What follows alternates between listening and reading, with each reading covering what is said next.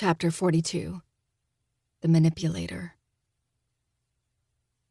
"Are you surprised?" I ask through the phone, twirling the red rose between my fingers. I woke up to Zaid gone and a rose in his place. My mother sighs. "No, I'm not. It explains a lot about your Nana and her strange attachment to the house." I'm curled up on the couch watching the news channel, a sense of pride filling my veins as the words "breaking news" and 75-year-old cold case solved. Daya and I reported our findings to the police early this morning. They spent hours and hours going over our evidence. Still, after verifying the serial number and DNA test results were authentic, they declared Frank Seinberg the man that murdered Genevieve Parsons in cold blood. His motive: unrequited love. They confiscated the diaries for now, but I made them pinky swear they would give it back. The police officer looked at me like I was unhinged when I physically made him pinky swear, but it made me feel better about parting with the diaries, even if it is temporary. The news reporter on the screen speaks of the victim's great-granddaughter stumbling across hidden diaries in the wall and how it led to the discovery of her murder and who did it. I glance over at the window, an array of flashing lights blaring through the glass.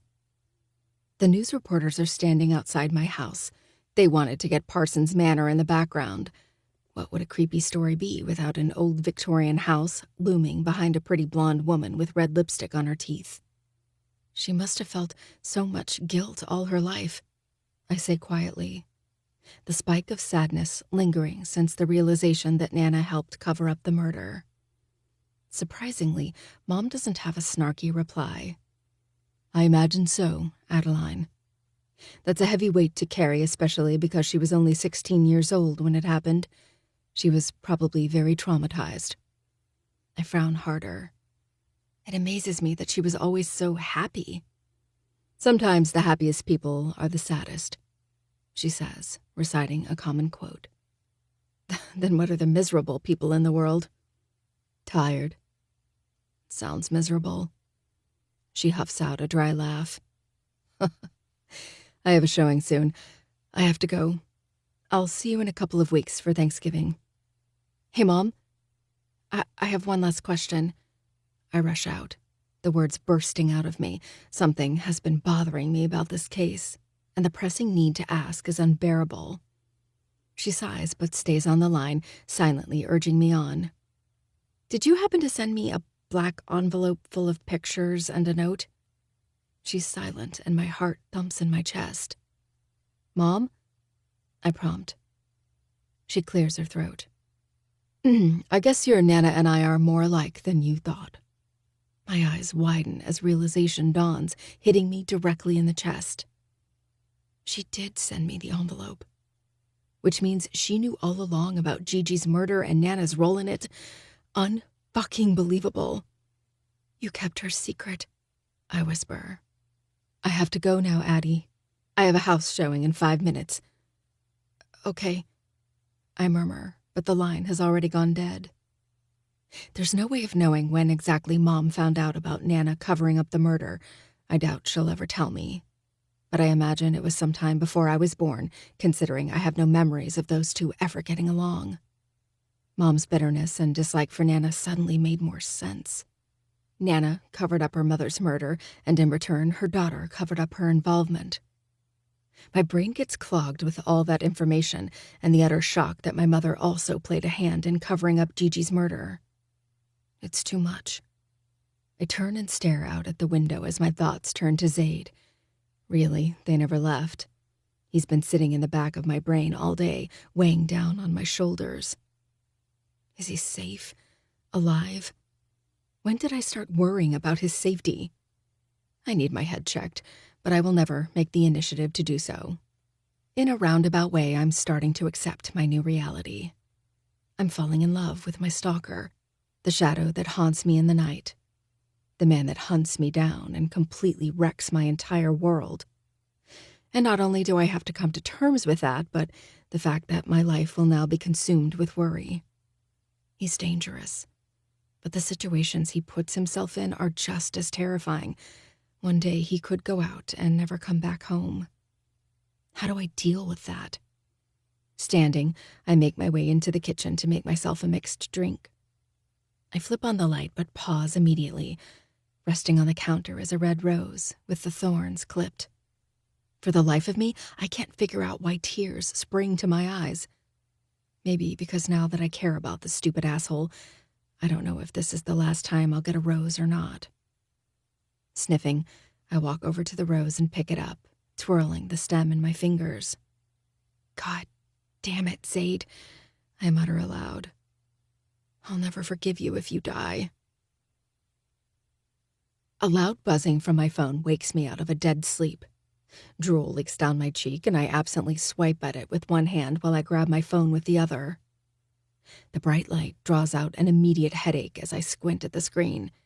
It's only 11 o'clock at night.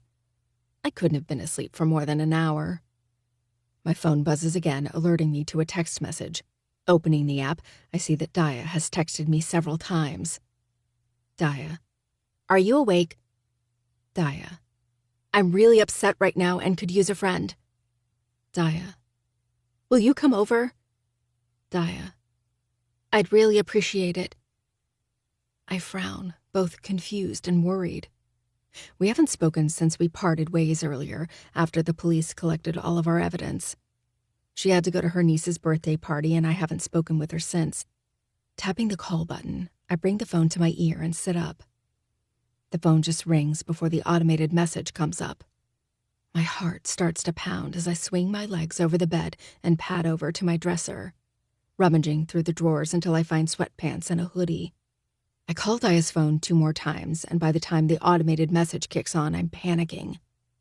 Swiping my keys from by the front door, I rush out of the house and into my car. It's sprinkling outside, the rain pattering lightly against the windows as I race down my long driveway and towards Daya's house. During the drive, I call her phone several more times, but she never answers. When I'm a few miles away, I notice headlights behind me closing in. Glancing in my rearview mirror, I step on the gas further, a sinking feeling in my chest. Something about this isn't right. Daya would never text me to come over and then ignore me, and the car behind me is becoming dangerously close, nearly disappearing behind the back of my car. What the? I'm violently jerked forward, my head nearly smacking off the steering wheel. A startled scream slips free as my car starts to spin. I regain control of the car, stepping on the gas harder and attempting to gain some space between us. I scramble for my phone but realize it's on the floor of the passenger seat. It must have flown from my hand when the van crashed into me. Shit. Who the fuck is after me? It could be Max, finally getting his revenge for a murder I had nothing to do with. Or it could be the men Mark sicked on me, finally coming to collect me. The rev of their engine is my only warning. This time, I'm prepared for the hit, despite the force of it still taking my breath away. Before I can wrangle control over the vehicle, they're crashing into me again. My car whips side to side as I fight for control. My chest pumps with adrenaline and panic, and dread has started to form in the pit of my stomach. I have a sinking feeling that I'm not going to be able to get out of this.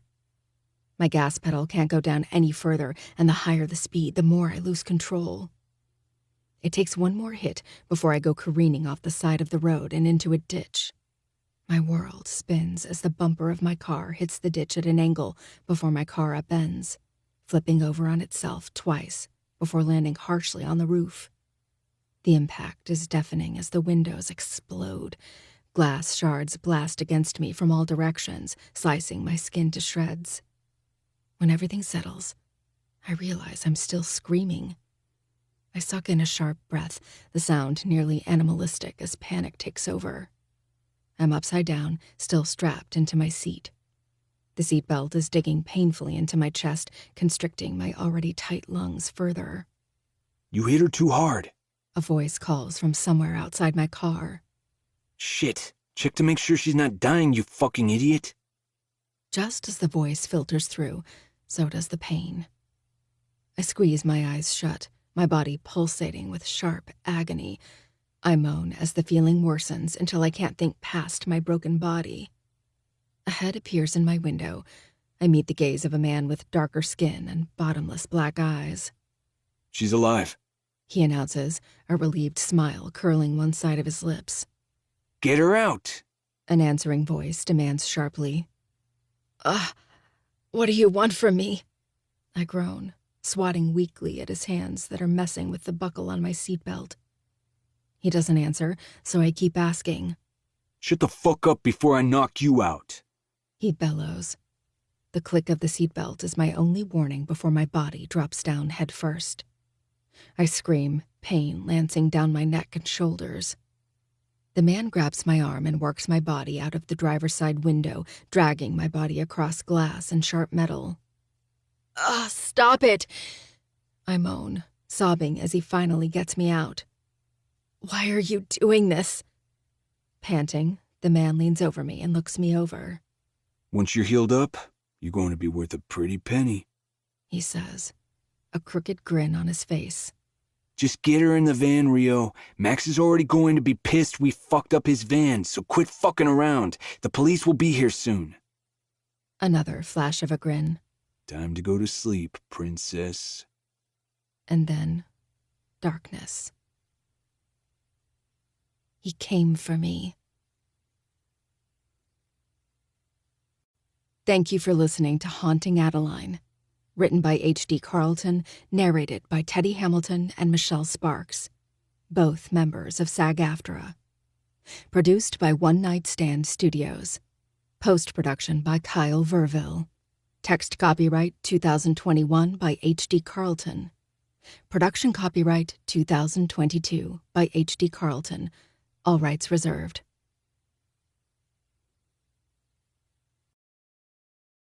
Audible hopes you have enjoyed this program.